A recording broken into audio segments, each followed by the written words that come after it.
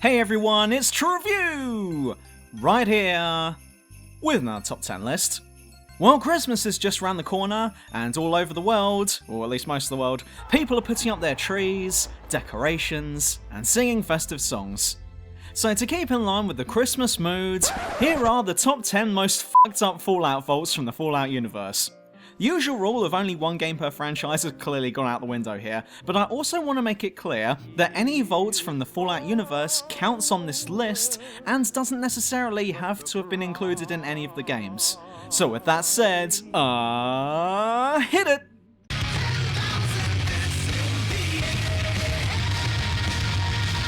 Vault 77.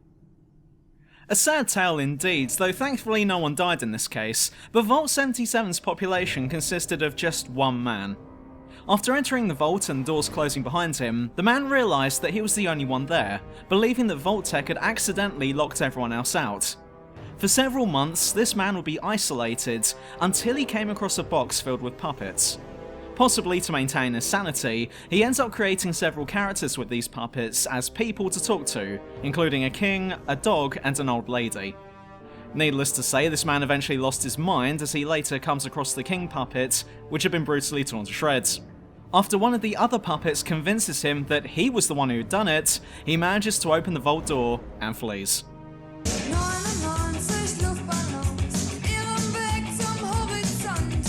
Vault 43.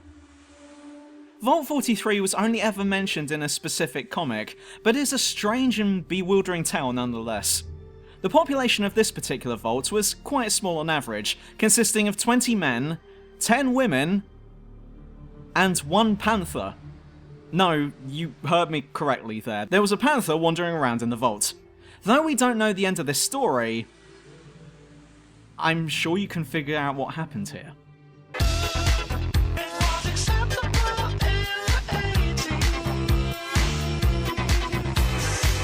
Vault 106. This vault was created to test one thing only. What would happen if you drugged everyone with a psychoactive drug? Now, Vault-Tec should have just come to me before any of this, because I can tell you right now what that'd do. Not that I've done any of this myself, mind you, but it's fair to say that the inhabitants of this vault went fucking mental. Almost immediately following on from this mass drugging was a mass killing. A massacre, if you will, which saw all of the inhabitants and staff killed off. Unfortunately, Vault 106's tale doesn't end there, as after it was discovered by Wasteland Wanderers, many of these surface dwellers ended up becoming affected by the airborne drug as well, and many soon became convinced that they were part of the original inhabitants, making this vault their home and becoming even more fucked up than the Wasteland makes the average Joe.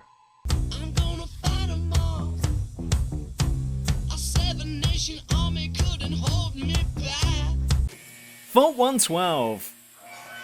The famous Vault 112 from Fallout 3 comes in at number 7, and I think that everyone who had played this part felt ill after going there for the first time. As the doors were locked shut during the Great War, the inhabitants were taken to a large lounge filled with computers and asked to enter a virtual reality. The idea being that they would remain in this realm until it was safe to leave the vault. The only problem, however, was that their overseer, Dr. Stanislaus Braun, was a major asshat, and liked being the god of this new world. Well, that was until he got bored of it and started to murder the inhabitants over and over again, as if you kill them in the game, surprisingly, they don't die in real life. Ironic when you think about it, the name of the virtual world is Tranquility Lane, yet even the residents know how much torture that place is.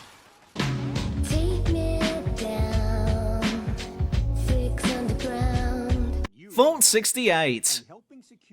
Congratulations, Miss Smith. You have been selected by Vault-Tec for a reserved place in the fabulous Vault 68. And congratulations on being prepared for the... Oh shit, here come the bombs. Okay, go get to your vault. So you take yourself there, everyone's accounted for, and the doors close behind you. You then go about your business and greet all of your fellow inhabitants. And it is only here where the true nature of this vault is finally revealed.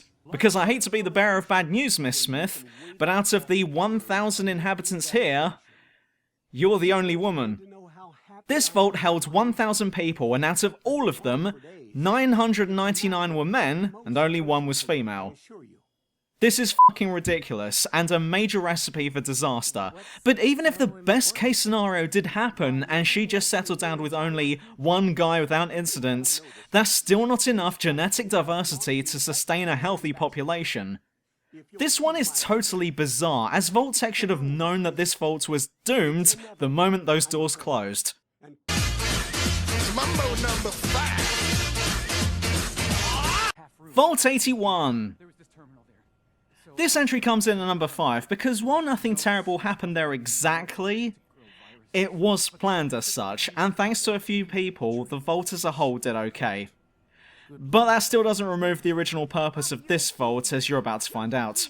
Initially designed to be a control vault, Vault 81 was actually designed for the specific purpose of testing out different pathogens, mutagens, and other diseases and viruses on its inhabitants. Fortunately, the residents of Vault 81 were safe, as thanks to a few individuals finding out about this, and with a little bit of strategic sabotage, the experiments were contained. And while the vault eventually opened up, it still doesn't excuse the fact that the original plan was to cause widespread disease that would have undoubtedly caused the death of the entire vault.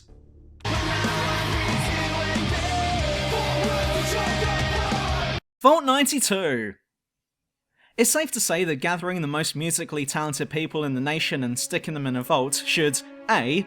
not cause any dramas, and B. sounds like Vault-Tec is looking to cause dramas. Which they were. Found in Fallout 3, this vault took in the most prolific musicians of the time as a way of preserving their talents for when the time came to open up the doors. What Vault-Tec did, however, was play a very low-level, low-frequency white noise track through the speakers constantly to see what the effect would be. And in true Fallout fashion, the white noise ended up turning everyone insane, and a Benny Hill-themed tune-style massacre then took place. By the time the Lone Wanderer finds that place, it's vacant, dusty, and decaying, with not a single inhabitant left alive.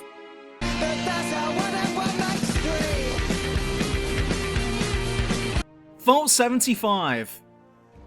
It's the one with the kids. Yeah, that one. This vault got to work the second the doors were shut. First on the to-do list, isolate all of the children in the vault. Second on the to-do list, kill all of the adults. And now with almost your entire vault's population made up of children, I guess there's not much else to do but train them, genetically modify them, and emotionally torture them into becoming super soldiers. On behalf of the US military, we'd like to thank you for choosing Vault 75 as you become our bitch should we ever open the doors. Or if you even manage to pass their tests, because as it turns out, if you fail to meet their expectations, then when you turn 18, you get to go on carousel. Which is worse than what Logan ever had to put up with, and if you don't get the reference, then let me explain. If by the age of 18 you still haven't met the Vault standards, then you're graduated, which is a fancy word for executed. The only exceptions were those who could join the scientific team if they were smart enough, or used for reproduction for the next generation. It's one thing for the Vault's adult population to get it in Fallout, but this one hurts because it's aimed at kids.